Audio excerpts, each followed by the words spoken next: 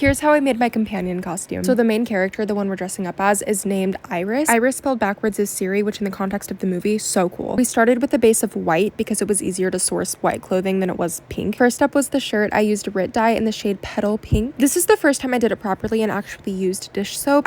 It makes a difference, a big one. Trust me. Let's check on our soup. Ow.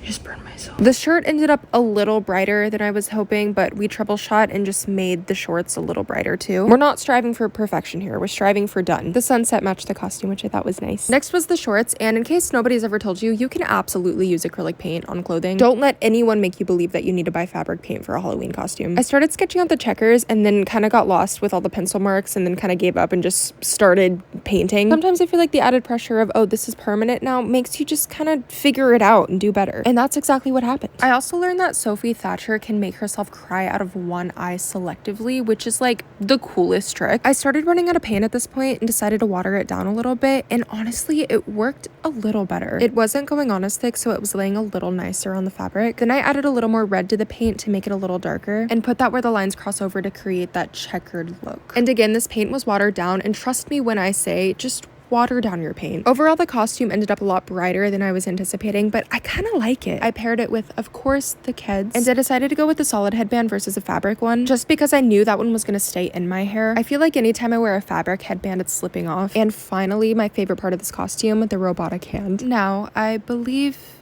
Empathics is calling.